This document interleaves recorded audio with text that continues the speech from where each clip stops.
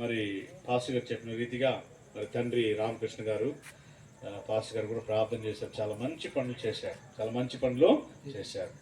దేవుని యొక్క వాక్యం ఉంటుంది, మానవుని వెనకాల రెండే రెండు కార్యాలు దేవుని యొక్క సాక్ష్యం చెప్తాయి. దేవుని యొక్క సాక్ష్యం చెప్తాయి.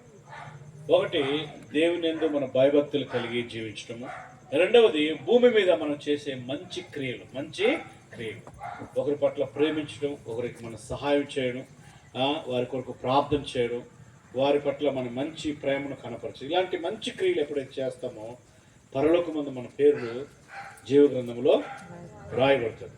కాబట్టి తండ్రి గారు రామకృష్ణ గారు ఆయన నిద్రించి చాలా సంవత్సరాలు అయినప్పటికీ కూడా ఆయన విడిచి వెళ్ళిన ప్రేమ, ఆయన చేసిన కార్యాలు మన ముందు కనబడుతుంది. మరి అన్నగారులు, బ్రదర్స్, అమ్మగారు మరి దేవుని మందిరానికి అనేకులు వచ్చి ఆ స్థలంలో ప్రార్థించడానికి ఒక చక్కటి మందిరము, దైవ సేవకులు నివసిస్తున్నగా ప్రాంతంలో ఎల్లప్పుడూ కూడా దేవునికి స్తుతి కలిగినట్లుగా ఒక స్థలాన్ని దేవునికంటూ బహుమానం వాళ్ళు ఇచ్చారు. నిజంగా నాకు చాలా సంతోషమైంది. ఇలాంటి సంఘటన చాలా అరుదుగా కనపడుతుంది. కాబట్టి దేవునికి ఇచ్చేవారు ఎంతో ధన్యులు. కాబట్టి తండ్రి రామకృష్ణ గారు నేను నమ్ముతున్నాను ఆయన ప్రభు యొక్క సన్నిధిలో ఉంటారు. కాబట్టి ప్రియులరా, పౌలు గారు చెప్తున్నాడు, మనందరికి కూడా విశ్రాంతి అనేది నిలిచి ఉంది. దేవుడు తన కార్యములు చేసి విశ్రమించిన ప్రకారము మానవుడు కూడా ఈ భూమి మీద ఉన్న యాత్రను ముగించి అతనికి కూడా ఏముంది, విశ్రాంతి అనేది ఉంది. పేతురు రాసిన పత్రిక 2:11 దేవుని యొక్క వాక్యం ఉంటుంది, కాగా ప్రియులరా మనము పరదేశులము యాత్రికులమై ఉన్నాము. ఎవరండి మనము? పరదేశులము యాత్రికులమై ఉన్నాము. కాబట్టి పరదేశులకి యాత్రికులకి నిలవరమైన పట్టణము, నిలవరమైన స్థలం అనేది లేనే లేదు. కాబట్టి భూమి మీద జన్మించిన ప్రతి మానవుడు కూడా యాత్రికులము, పరదేశులమైన ఉన్నాము. మనకంటూ ఒక రెస్ట్ అండ్ ప్లేస్, పీస్ అనేది ఉంది. అది ఎక్కడంటే దేవుని యొక్క రాజ్యము, దేవుని యొక్క రాజ్యం. కాబట్టి ప్రియమైన దేవులారా, బైబిల్ సెలవిస్తుంది, దేవుని యొక్క వాక్యం చూడండి, దేవుడు విశ్రమించిన ప్రకారము తన యొక్క విశ్రాంతి ప్రవేశించేవాడు తాను కూడా కాలం ముగించింది. కాబట్టి అవిధేయత వలన వారు పడిపోనట్లుగా మనలో ఎవడును పడిపోకుండా మనం ఏం చేయకూడదు, విశ్వాసమందు, భక్తి యందు, ప్రార్థన యందు, సహవాసమందు మనం ఏం చేయాలి, పడిపోకుండా నిలబడాలి. హల్లెలూయా. కాబట్టి పడిపోకుండా క్రీస్తునందు మనం స్ట్రాంగ్ గా నిలబడాలి. ఆ విశ్రాంతిలో ప్రవేశించుటకు ఎవడును మనలో తప్పిపోకుండా ఆ విశ్రాంతిలో ప్రవేశించడం మనం ఏం చేయాలి, జాగ్రత్త పడాలి. ఏ విశ్రాంతి? మనలో ఎవ్వరు కూడా, దేవుని ప్రేమించే ప్రతి బిడ్డలు కూడా, దేవుని ఆరాధించే ప్రతి కుటుంబస్తులు కూడా ఆ విశ్రాంతిలో ప్రవేశించకుండా మనం పడిపోకుండా ఏం చేయాలి, జాగ్రత్త పడాలి. అనగా ప్రతి దినము మన జీవితాన్ని దేవునికి సమర్పించి ఏమండి ఆయన చిత్తానుసారం మనం ఏం చేయాలి, నడిచే వారముగా మనం ఉండాలి. మన జీవిత యాత్ర ఎప్పుడు ముగిస్తుందో ఎవరికి తెలియదు. ఎవరికి తెలియదు? ఎవరికంటే తెలుసా? ఎవరికి తెలియదు. అది మర్మము, ఎవరికి చెప్పలేరు అది. కాబట్టి ప్రియమైన దేవులారా, కాబట్టి ఆ విశ్రాంతిలో ప్రవేశించకుండా ఎవరైనా తప్పిపోతారేమో మనం జాగ్రత్త కలిగి ఉండాలి. కాబట్టి ప్రతిదినము దైవికమైన భక్తి కలిగి, భయం కలిగి, ఏమండి వాక్యానికి లోబడి దేవుని వైపు చూస్తూ ప్రతి దినాన్ని మనం ఏం చేయాలి, కొనసాగించే వరకు ఉండాలి.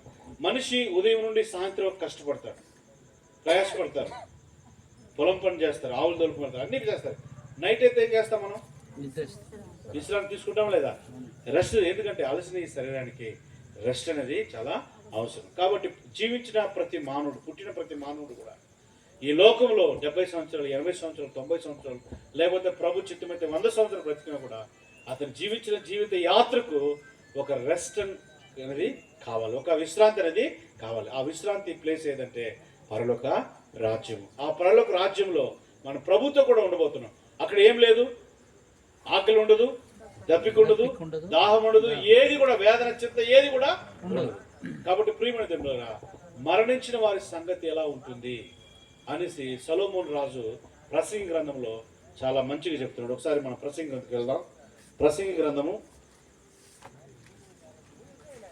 9వ అధ్యాయము, ప్రసంగి గ్రంథము 9వ అధ్యాయము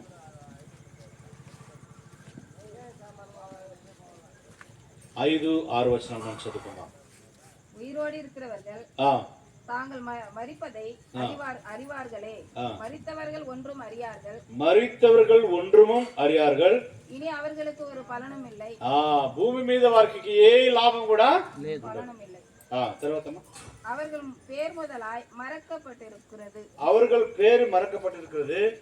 அவர்கள் சிநேகமும் அவர்கள் பகையும் அவர்கள் பொறாமையும் எல்லாம் ஒளிந்து போயிற்று. சூரியனுக்கு கீழே செய்யப்படுகிறதொன்றிலும் அவர்களுக்கு இனி என்றைக்கும் பங்கில்லை. తెలుగులో చదువుదామా?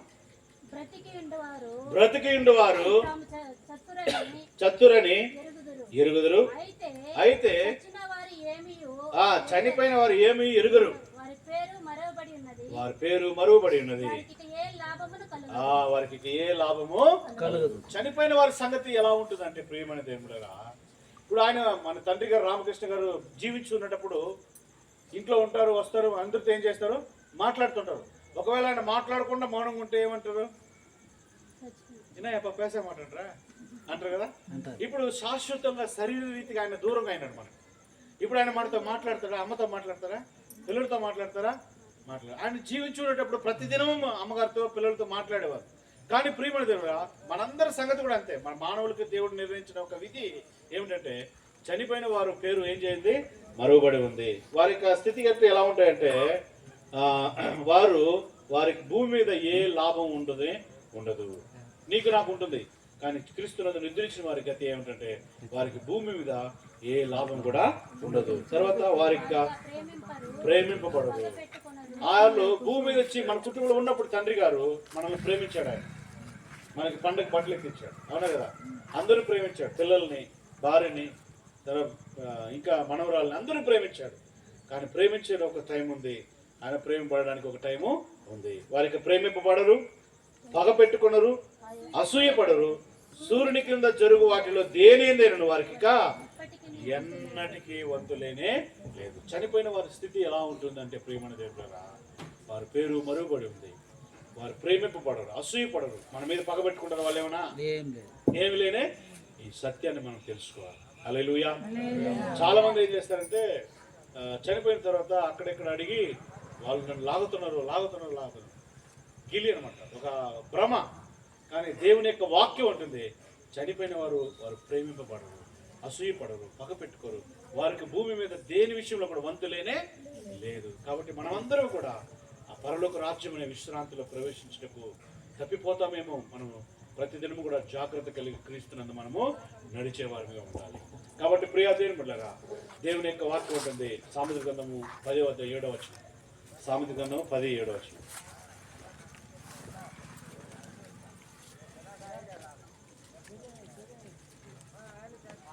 నీతిమంతుని జ్ఞాపకం చేసుకున్నగా ఆశీర్వాదకరమగును, భక్తిహీనుల పేరు అసహ్యత పుట్టించును. నీతిమంతుని జ్ఞాపకం చేసుకున్నట ఆశీర్వాదకరం. హల్లెలూయా. మరి తండ్రి రామకృష్ణ గారు చేసిన ఒక మంచి కార్యాన్ని బట్టి నిజంగా అతని యొక్క పేరు నీతిమంతుల పట్టికలో చేర్చబడింది నేను నమ్ముతున్నా. ఆమేన్. హల్లెలూయా. కాబట్టి నీతిమంతుల్ని జ్ఞాపకం చేసుకోవడం మనకెంతో, మన కుటుంబానికి ఎంతో ఆశీర్వాదకరం. కాబట్టి భక్తిహీనుల పేరు అసహ్యత పుట్టించును. ఆమేన్. హల్లెలూయా. మనం నీతిగా ఉంటే యేసు ప్రభు సంతోషిస్తాడు. మనం భక్తిహీనంగా ఉంటే మన పేరు మనకే ఏమంటారు, ఇంపుగా ఉంటుందా, కప్పుగా ఉంటుందా? కాబట్టి ప్రియమైన దేవులారా, మన యొక్క ఆత్మీయ జీవితంలో మనం ఎల్లప్పుడూ కూడా దేవునికి మహిమకరంగా, నీతికరంగా మనం జీవించినప్పుడు, నీతిమంతుని మనం జ్ఞాపకం చేసుకుంటే అది మనకి ఎంతో ఆశ. తండ్రి గారు చనిపోయి ఆయన చేసిన మంచి క్రియలు మనలో ఇప్పటికి కూడా మన హృదయాల్లో మనలో కనబడుతుంది. తండ్రి గారిని జ్ఞాపకం చేసుకోవడం మన కుటుంబానికి మనకి ఎంతో ఆశీర్వాదకరం. రామకృష్ణ గారు తండ్రి గారు లేకపోతే ఆ స్థలం ముందు ఈ రోజు ఒక మందిరం ఉండేదా? లేదు. పాస్టర్ గారు, అయ్యగారు ఉండేదా? గుంటూరు ఎక్కడో, పెరుమలపల్లి ఎక్కడో కదండి. కాబట్టి ఇదంతా కూడా దేవుని యొక్క చిత్తమై ఉన్నది. కాబట్టి తండ్రి గారిని జ్ఞాపకం చేసుకోవడం మనకెంతో దీవెనకరం, ఎంతో ఆశీర్వాదకరం. కాబట్టి తండ్రి గారిని నమ్ముతున్నాను, ఆయన విశ్రాంతిలో ప్రవేశించినాడు. మనమందరూ కూడా ఆ విశ్రాంతిలో ప్రవేశించి మనం తప్పిపోతే మీరు జాగ్రత్త కలిగి ఉండండి. ప్రతిదినము దేవుని కొరకు మనం ఏం చేయాలంటే, మనం ఎప్పుడు చనిపోతాం మనకు తెలియదు. ఈ రోజు ఉన్నవారు రేపు లేనే లేదు. కాబట్టి మనము ప్రతిదినము కూడా దేవునికి మన జీవితాన్ని అప్పగించి, ప్రభువా నేను చనిపోతే నీ విశ్రాంతిలో నేను ఏం చేయాలి, నీ సన్నిధిలో నేను ఉండాలి ప్రభు. ప్రభు చెప్పాడు, నిన్న మనం ఇష్టపడ్డారు, పునరుద్ధానమును జీవమును నేనే, నేనే నా యందు విశ్వసించి వాడు చనిపోయినను బ్రతుకును. బ్రతుకును. కాబట్టి క్రీస్తునందు క్రీస్తు యొక్క వాక్యాన్ని నమ్ముతున్న మనము నిరంతరం కూడా క్రీస్తుతో కూడా మనం చేయబోతున్నాం, జీవించబోతున్నాం, బ్రతుకుబోతున్నాం. కాబట్టి భూమి మీద ఈ యొక్క జీవితం కొంతవరకే. కాబట్టి నిత్య రాజ్యము మనకి పరలోక రాజ్యంలో ఉన్నది. పౌలు మరి హెబ్రీల్ రాసిన పత్రిక 14వ దేవుని యొక్క వాక్యం ఉంటుంది, నిలవరమైన పట్టణం మనకి ఇక్కడ లేదు, కానీ ఉండబో దాని కోసం మనం ఏం చేస్తున్నాం, ఎదురు చూస్తున్నాం, ప్రయాసపడుతున్నాం, బైబిల్ గ్రంథాన్ని పట్టుకుని నడుస్తున్నాం. ఎవరు ఎన్ని కుట్రల పైన హేళన చేసినా, ఉమ్మి వేసినా ఈ జీవ గ్రంథాన్ని విడిచిపెట్టకుండా మనం ఏం చేస్తున్నాం, పట్టుకుంటున్నాం. ఎందుకంటే ఆ నిలవరమైన పట్టణంలో ప్రవేశించకుండా తప్పిపోతానే మనం ఏం చేయాలి, జాగ్రత్త పడుతున్నాం, భక్తిని కాపాడుకుంటున్నాం. కాబట్టి పౌలు మనల్ని హెచ్చరిస్తున్నాడు, మనకు ఒక నిలవరమైన పట్టణం ఉంది. ఆమేన్, హల్లెలూయా. మనకు ఒక విశ్రాంతి ఉన్నది.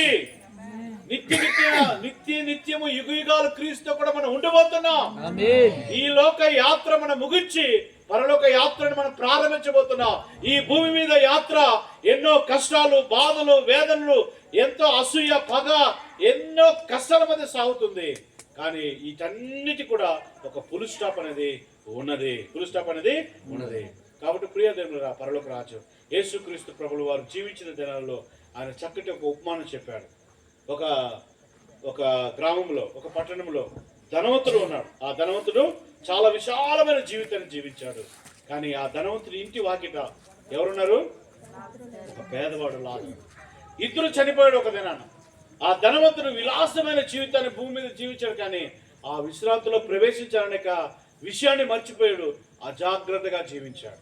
కానీ ఈ పేదవాడైన లాజరు పేదవాడినప్పటికీ కూడా ప్రియరా, ఈ నిలవరమైన పట్టణం ఇది కాదు, ఉండబోదు విశ్రాంతి కొరకు మనం ఎదురు చూడాలి, పరలోక రాజు ఎదురు చూడాలని అదేంతో దైవభక్తి కలిగి జీవించాడు. కానీ ఒక దినాన ఇద్దరికి తీర్పు జరిగింది. అతను ఏం చేయాలంటే, లాజరు దైవికమైన భక్తి కలిగి ఉన్నాడు కాబట్టి పరమందు చేర్చబడ్డాడు. ఈ యొక్క ధనవంతుడు నరకానికి వెళ్ళాడు, పాతాళంలోకి వెళ్ళాడు. ఇతనికి పాతాళంలో ఎంతో చల్లగా ఉంది. అవునా? ఎలా ఉంది ఈరోజు ఎండ? ఎలా ఉంది ఇవాళ ఎండ? ఇంకొక ప్రవచనం చెప్పను నేను, రాబోయే నెలలో కూడా ఇంకా మండుతుంది మీకు. హల్లెలూయా. ఇది ప్రవచనం. ఆమేన్, హల్లెలూయా. ఇది జరుగుతుందా జరగదా మీరే చెప్తారా? హల్లెలూయా. ఈ భయంకరమైన ధనవంతుడు భూమి మీద ఇష్టానుసారంగా జీవించాడు. కానీ ప్రియమైన దేవుడు, ఈ లాజరు అయితే దేవుని యందు భయభక్తులు కలిగి నెమ్మది కలిగి జీవించాడు. ఇప్పుడు భూమి మీద ఎన్నో కష్టాలు, పుండ్లు, వేదన, ఆకలి దప్పులు, శ్రమలు, కష్టాలు, బట్టలు లేని పరిస్థితి, మానవుని యొక్క జీవితంలో ఎన్నో పోరాటాలు కలిగింది. కానీ దేవుని కొరకు నిలబడ్డాడు. హల్లెలూయా. నాకు విశ్రాంతి ఉంది, నాకు నిలవరమైన పట్టణం ఉంది, అది నిత్యము పట్టణమైనది, అది పరలోక రాజ్యం ప్రభు నా కొరకు ఏర్పాటు చేస్తున్నాడు. నేను ఈ యొక్క లోక యాత్రను ముగించి అక్కడ ఆయన దగ్గర చేరిపోతే అక్కడ ఎల్లప్పుడూ నాకు విశ్రాంతి. అక్కడ ఆకలి ఉండదు, దప్పిక ఉండదు, దాహం ఉండదు, సూర్యుడు అక్కర్లేదు, చంద్రుడు అక్కర్లేదు. దగదగద మెరిచిన గొప్ప సూర్యుని వల్ల పోయిన యేసు ప్రభు యొక్క వస్త్రాలే ఆ పట్టణానికి కాంతి అనేసి నిలుచుకున్నారు. చూశాడు, పైకి చూశాడు, అయ్యా లాజరు పంపించాడు. నీవైతే నీ ఇష్టానుసారంగా జీవించే భూమి మీద అని లాజరు నన్ను జ్ఞాపకం చేసుకున్నాడు. అంటే ఆ యొక్క సబ్జెక్టులు అంటే భూమి మీద ఉన్నప్పుడు మనం ఎప్పుడు కూడా మన ఇష్టానుసారంగా జీవించకూడదు. దేవునికి ఇష్టానుసారంగా మనం ఏం చేయాలి, జీవించాలి. తండ్రి రామకృష్ణ గారు చేసిన పని అది. నాకొద్ద ఈ ఆస్తి అంతస్తులు అన్నీ కూడా దేవుని చిత్త ప్రకారం చేసి ఈ లోకయాత్రను ముగించాలి. ఆయనకి ఇష్టమైన కార్యాన్ని దేవుడు చేశారు, తండ్రి గారు రామకృష్ణ గారు చేశారు. కాబట్టి మనం కూడా మన యొక్క ఆత్మ జీవితంలో దేవుని చిత్తాన్ని ఎరిగి దేవునికి ఇష్టమైన కార్యం మనం చేసినప్పుడు మనకి ఇష్టమైన ఆశీర్వాదాలు, కార్యాలు దేవుడు ఇస్తాడు. కాబట్టి అయ్యా ఎండిపోతుంది గొంతు, లాజరు పంపించంటే నీవు ఇక్కడ రాకుండా అతను ఇక్కడ కాకుండా మీకు ఎలా ఉంది, గొప్ప అగాధం ఉందయ్యా, రాలేరు మీరు అని చెప్పాడు. కాబట్టి ప్రియమైన దేవుడుగా ఈ భూమి మీద మన దినములు కొన్ని దినాలే. ఆ కొన్ని దినాలు మనకు ఒకవేళ 50 సంవత్సరాలు 70 సంవత్సరాలు మనకు తెలియదు, కానీ ప్రభు కొరకు మనం జీవించేవారని ఉన్నారు. పోయిన ఒక 10 రోజుల క్రితం నాతో పాటు బైబిల్ కాలేజీ హైదరాబాద్లో చదువుకున్న నా మంచి స్నేహితుడు ఆయన శాంతారావు అని, రాజమండ్రి ఈస్ట్ గోదావరి డిస్టిక్లో ఉన్నాడు. చక్కగా మంచి పాటలు పాడే వ్యక్తి, సిఎస్ఐలో రెవరెండ్ ఆయన, చక్కగా పాటలు పాడే వ్యక్తి. రీసెంట్గా ఒక 10 రోజుల క్రితము ఆయన మెదడు బ్రెయిన్ స్ట్రోక్ వచ్చి చనిపోయాడు. చాలా యవ్వనస్తుడు, 42 సంవత్సరాలు మాత్రమే. చనిపోయిన మరుసటి రోజు విషయం వాట్సాప్ చెల్లి చూస్తే నా ప్రాణ స్నేహితుడు చనిపోయాడు. చాలా బాధ వేసింది. వెంటనే ఫోన్ చేశాను వాళ్ళ బామ్మది, అయ్యా అవునండి అయ్యగారు చనిపోయి బ్రెయిన్ స్ట్రోక్ వచ్చింది, గుంటూరు హాస్పిటల్ తీసుకెళ్ళాము, ఆయన వల్ల కాదన్నారు, ఒక 1 వీక్ టైం ఇచ్చారు, అంతలోపల ఇలా అయిపోయిందని. చాలా మంచి వ్యక్తి, దైవ సేవకుడు, ప్రభు సన్నిధికి వెళ్ళిపోయాడు. ఏఆర్ స్టీవెన్సన్ లాగా మంచి పాటలు పాడే ఆ గొప్ప తలాంత కలిగిన వ్యక్తి. కాబట్టి ప్రియమైన దేవుడా, ఈ భూమి మీద మన యాత్ర ఒక దినాన్ని మనందరూ కూడా ముగించే వారిని మనం ఉండబోతున్నాం. కాబట్టి మన యాత్ర ఎప్పుడు ముగిస్తాం మనకే తెలియదు, కానీ మనము ఉండబోదాని కోసం మనం ఏం చేయాలి? ప్రయాసపడాలి. ఆ విశ్రాంతులు తప్పిపోతామేమో అని ఈ లోకంలో మనం జాగ్రత్త కలిగి ఉండాలి. ప్రతి దినము దేవునితో ప్రారంభించాలి, ప్రతి రాత్రి దేవునితో ముగించి మనం పడుకున్నప్పుడు దేవుడు మనకు సహాయం చేస్తాడు. కీర్తన గ్రంథము 25వ కీర్తన 12వ వాక్యం చదువుకుందాం. కీర్తన గ్రంథము 25వ కీర్తన. యెహోవాయందు భయభక్తులు గలవాడు ఎవడో వాడు కోరుకొనవలసిన మార్గము ఆయన వానికి బోధించును. అతని ప్రాణము నెమ్మదిగా నుండును. అతని సంతానము భూమిని స్వతంత్రించుకొనును. 13వ వాక్యం చూసినట్లయితే అతని ప్రాణము నెమ్మదిగా ఉండును, అతని సంతానము భూమిని స్వతంత్రించుకొనును. హల్లెలూయా. ఎవరి ప్రాణము నెమ్మదిగా ఉంటుందంటే ఈ భూమి మీద దేవుని కొరకు గొప్ప కార్యము చేసిన వారు, ఈ భూమి మీద దేవుని యొక్క రాజ్యం కొరకు ప్రయాసపడిన వారు, ఈ భూమి మీద దేవుని యొక్క ఆత్మల కొరకు ప్రయాసపడిన వారు, ఆకాంక్ష కలిగిన దేవుని యొక్క రాజ్యం విస్తరించాలని ఆకాంక్ష కలిగిన వ్యక్తి తండ్రి రామకృష్ణ గారు. అతని ప్రాణము నెమ్మదిగా ఉండునని బైబిల్ అంటుంది. హల్లెలూయా. అతని ప్రాణం నెమ్మదిగా ఉంది. ఓకే, అతని కుటుంబ సంగతి ఏంటి అంటే దేవుని యొక్క వాక్యాన్ని చూడండి, అతని సంతానపు వారు భూమిని స్వతంత్రించుకొని ఆశీర్వాదాన్ని పొందుకుంటారు. హల్లెలూయా, హల్లెలూయా, హల్లెలూయా. కాబట్టి ప్రియమైన దేవుడా, భూమిని స్వతంత్రించుకునే ఆశీర్వాదము దేవుడు బైబిల్ గ్రంథంలో ఎవరికి ఇచ్చారంటే అబ్రహాముకి ఇచ్చాడు. ఎవరికి ఇచ్చాడు? అబ్రహాముకి ఇచ్చాడు. దేవుడు అబ్రహామును పిలిచినప్పుడు ఏమి లేదు అబ్రహాముకి, నేను పొమ్మన్న చోట నువ్వు పోతే చాలన్నాడు. అబ్రహాము దేవుని యొక్క మాటకు విధేయత చూపి విశ్వసించి అతడు వెళ్ళాడు కాబట్టి, దేవుని అడుగులో నడిచాడు కాబట్టి అబ్రహాముని దేవుడు ఏం చేశాడు సార్? నీ సంతానాన్ని నేను ఏం చేస్తాను? ఆశీర్వదిస్తాను. ఆకాశ నక్షత్రాలు చూడన్నాడు. చూశాడు. అబ్రహాము కృంగి కుమిలి ఒక దినాన గుడారంలో ఉంటే దేవుడు పిలిచాడు, అబ్రహాం బయటకు రా అన్నాడు. ఏం ప్రభా, నీ సంతానం నేనేం చేస్తాను చెప్పండి? ఆశీర్వదిస్తాను. సంతానం ఉంటే కదా ప్రభా, ఒక ఆడపిల్ల లేదు, ఒక మగపిల్లగా లేదు, ఉంటే కదా దీవించడానికి, బ్లెస్ చేయడానికి. ఐ హావ్ నో చిల్డ్రన్స్ అన్నాడు. బయటకు రండి, ఆకాశ నక్షత్రాలు చూడు. చూశాడు, లెక్క పెట్టన్నాడు. అయ్యా నా వల్ల కాదు, ఆకాశ నక్షత్రం వలె నీ సంతతిని ఏం చేస్తాను? ఆశీర్వదిస్తాను, విస్తరింపజేస్తాను అన్నాడు. హల్లెలూయా.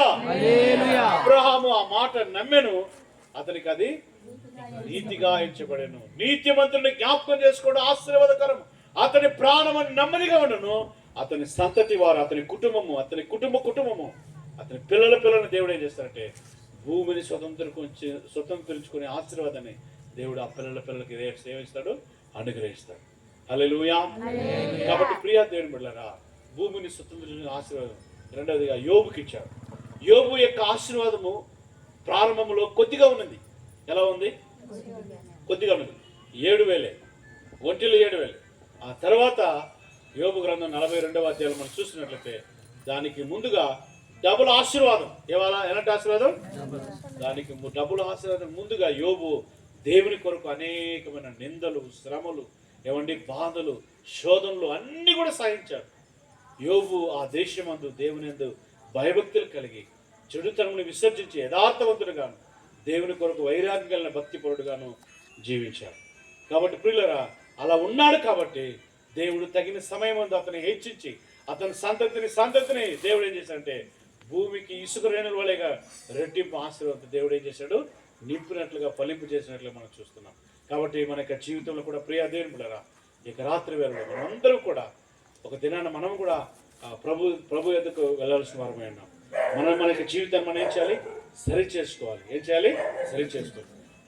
క్రీస్తునందు నిద్రించిన వారి ప్రాణము నెమ్మదిగా ఉంటుంది, అతని సంతతిని దేవుడు ఏం చేస్తాడంటే బహుగా ఆశీర్వదిస్తాడు. కాబట్టి ప్రియ దేవుడురా, ఈ యొక్క రాత్రి వేళలో మనం ఎలా ఉన్నామనేసి మనల్ని మనం ఏం చేయాలి, ప్రశ్నించుకోవాలి. మార్కు సువార్త 5వ అధ్యాయము 35 నుండి కొన్ని వాక్యాలు చదువుదాం. మార్కు సువార్త 5వ అధ్యాయం. యేసుక్రీస్తు ప్రభుల వారికి మరణం పైన అధికారం ఉన్నదని ఒకసారి మనం జ్ఞాపకం చేసుకుందాం. ఆయన ఇంకను మాట్లాడుచుండగా సమాజ మందిర అధికారి వచ్చి నీ కుమార్తె చనిపోయినది.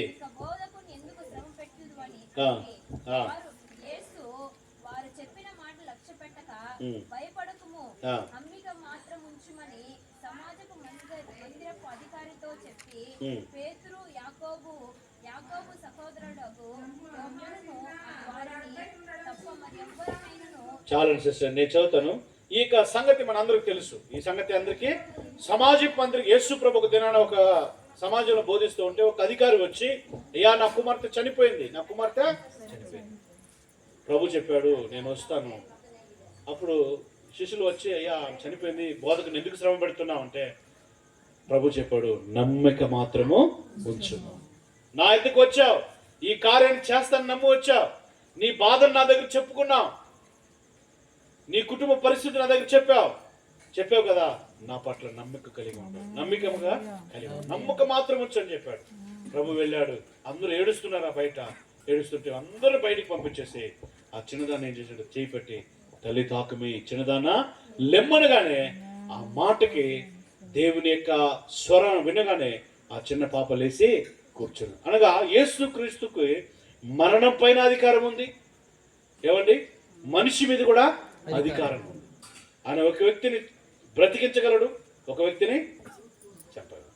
కాబట్టి క్రీస్తునందు పునరుద్ధానం శక్తి ఉన్నదని మనం గ్రహించాలి. కాబట్టి ప్రియ దేవుని బిడ్డలారా, మనకు ఒక విశ్రాంతి నిలిచి ఉంది.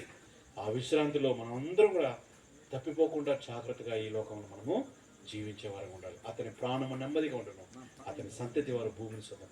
మన తండ్రి రామకృష్ణ గారు అతని ప్రాణం ప్రభు సన్నిధిలో నెమ్మదిగా ఉంది. ఆ కుటుంబస్తులు బిడ్డలు కూడా దేవుడు ఏం చేస్తాడో ఆశీర్వదిస్తాడు. టైం అయిపోయింది, నాకు అయ్యగారు ఇచ్చిన సమయం అయిపోయింది. ఒక 2 మినిట్స్లో ముగిస్తాను. ప్రకటన గ్రంథం 22వ అధ్యాయం. ప్రకటన గ్రంథము 22వ అధ్యాయము 14వ వచనం. సిస్టర్ ఇదిగో 12వ వచనం సిస్టర్. ఇదిగో త్వరగా వస్తున్నాను,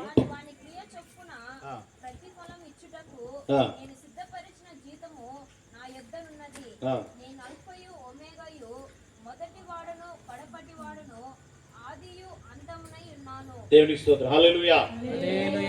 యేసుక్రీస్తు ప్రభువు వారు దేవుని యొక్క వాక్యం అంటుంది. చూడండి, అన్యాయం చేయవాడు అన్యాయం చేయని, అపవిత్రువాడు అపవిత్రంగా ఉండని, నీతిమంతుడు ఇంకా నీతిమంతుడుగా ఉన్నాయి. ఇదిగో నేను త్వరగా వచ్చున్నాను. కొందరు మన కళ్ళ ముందు ఏం చేస్తారంటే ఎంతో అపవిత్రంగా జీవిస్తూ ఉంటారు కదా, అసహ్యత పుట్టిస్తుంది. తాగొద్దు అంటే తాగుతూనే ఉంటారు.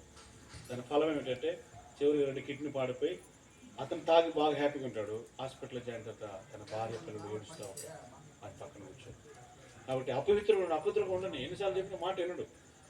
పవిత్రుడు నీతిమంతుడు ఇంకా నీతి ఉండని, ఇదిగో నేను త్వరగా వస్తున్నాను, వాని క్రియలు చొప్పున ప్రతి వానికి జీతం ఇచ్చిన జీతం నా యొద్ద ఉన్నది. ఇదిగో నేను త్వరగా, ప్రభు యొక్క రాకడ అతి సమీపంగా ఉంది. ప్రియ దేవునిగా రోమిలికి రాసిన పత్రిక 14:6-7 చదవద్దండి.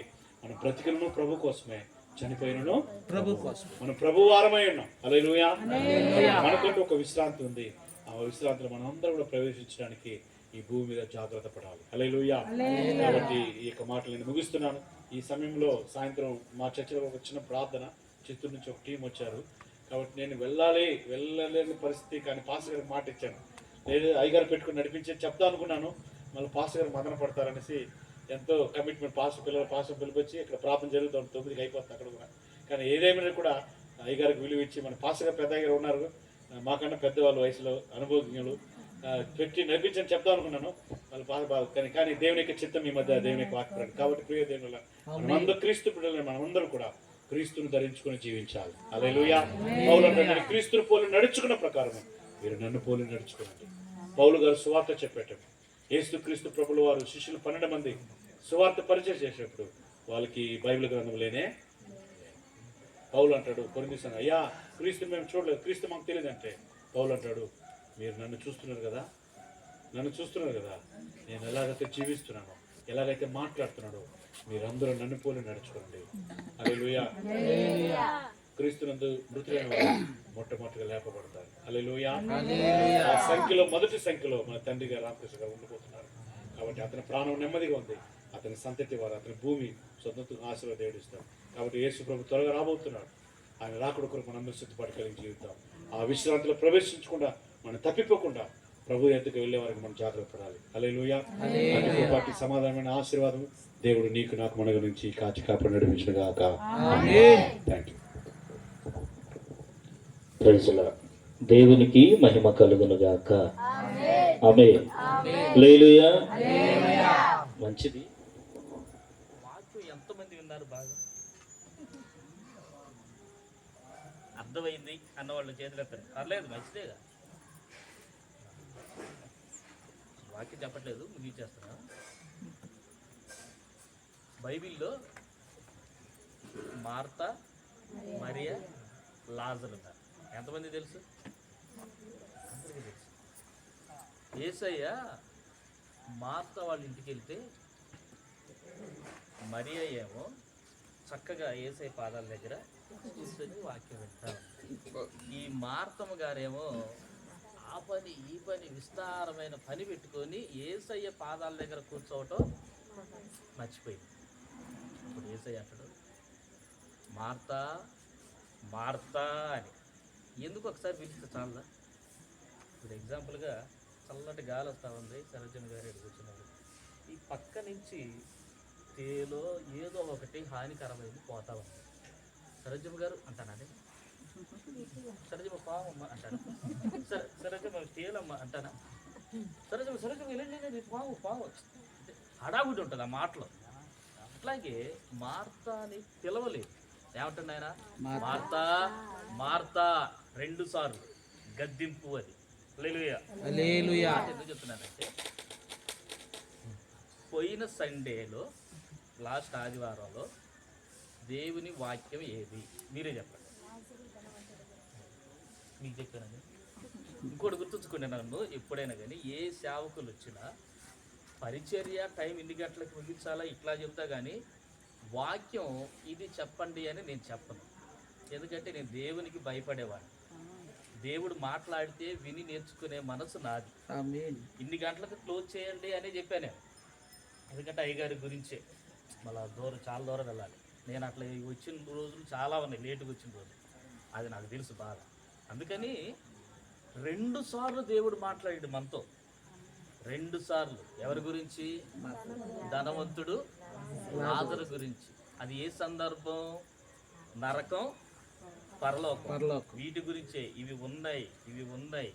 నేను 2వ సారి గద్దించి మరీ చెబుతున్నా. ఏమని అంటే, మీరు లాజర్లాగా ఉండండి పరలోకం, ధనవంతుడిలాగా మాత్రం ఉండవు, భూమి మీద ఉండదు. స్తోత్రం. దేవునికి మహిమ కలుగును గాక. ఒక చిన్న మాట చెప్పాను, మర్చిపోయాను. ఇట్లాగే ఒక వాక్యం చెప్తుంటే పాస్టర్ గారు లాగా సంఘంలో వాక్యం చెప్తారు పాస్టర్ గారు. చివరిలో లాస్ట్లో ఒక తల్లి గారు నిద్రపోతున్నారు.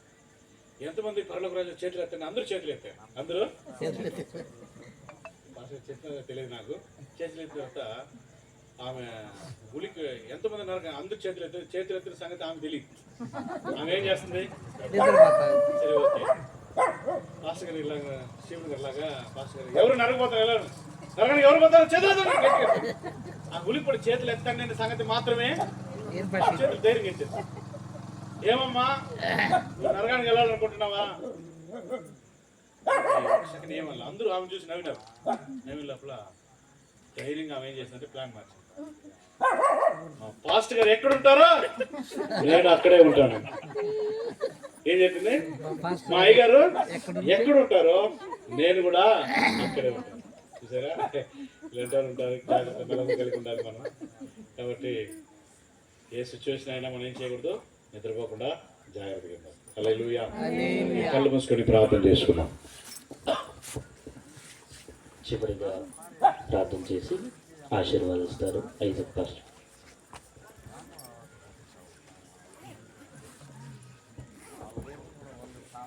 సర్వశక్తిమంతుడా, సర్వాధికారి నీకు స్తోత్రాలయ్యా.